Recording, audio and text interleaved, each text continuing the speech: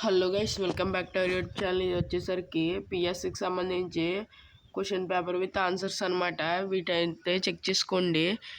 నేను చెప్పినవి వచ్చినాయి పిఎస్కి, అన్నీ నేను చెప్పినవి వచ్చినాయి అనమాట. ప్రతి ఎగ్జామ్కి నేను చెప్పినవి వచ్చినాయి. నేను చెప్పిన ఇంపార్టెంట్ క్వశ్చన్సే వచ్చినాయి. దీంట్లో ఆన్సర్స్ సహా ఈ వీడియోలో ఉంది, క్లియర్గా అయితే చెక్ చేసుకోండి.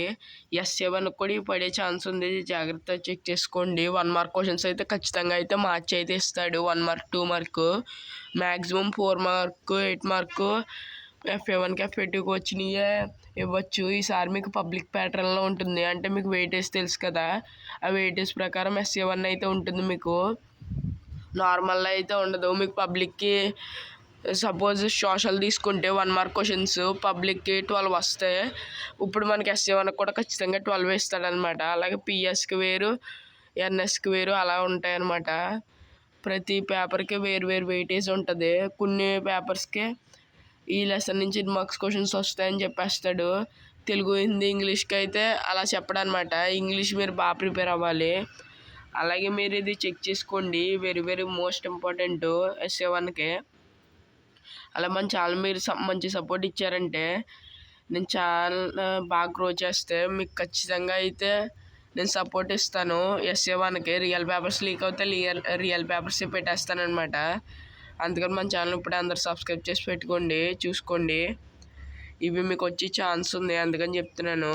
ఇవి మీకు వచ్చే ఛాన్స్ ఉందన్నమాట SA1కి. ఫాస్ట్గా అయితే ఈ వీడియోకి లైక్ చేయండి, ఛానల్ సబ్స్క్రైబ్ చేసుకుని పక్కన ఉన్న బెల్ ఐకాన్ అయితే ఆల్లో అయితే సెట్ చేసి పెట్టుకోండి. ఈ డయాగ్రామ్ 4 మార్క్స్కి అయితే ఇచ్చారు మనకి. ఇది 8 మార్క్స్ క్వశ్చన్ అనమాట. ఒకటి హైపర్మెట్రోపియా మయోపియా ఇచ్చారు. తర్వాత ఇంకోటి అయితే రెసిస్టర్స్ కనెక్టెడ్ ఇన్ సిరీస్. ఇవి కూడా ఈ రెండు నేను చెప్పినవి వచ్చినాయి అనమాట.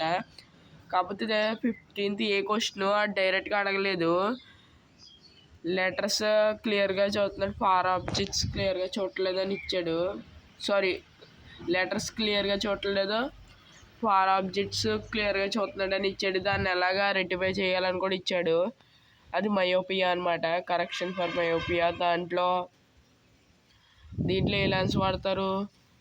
కాన్వెక్స్ లెన్స్ అయితే కాన్కేవ్ లెన్స్ అయితే వాడతారు మయోపియాకి. హైపర్మెట్రోపియాకి కాన్వెక్స్ లెన్స్ అయితే వాడతారు. ఇవి చెక్ చేసుకోండి ఆన్సర్స్. ఈ కిందదే ఈజీ అనమాట. కాకపోతే మీరు హైపర్మెట్రోపియా మయోపియా కాన్సెప్ట్స్ నేర్చుకుంటే చాలా ఈజీ. మీకు పబ్లిక్లో కూడా ఒకటి పడిపోతుంది ఖచ్చితంగా.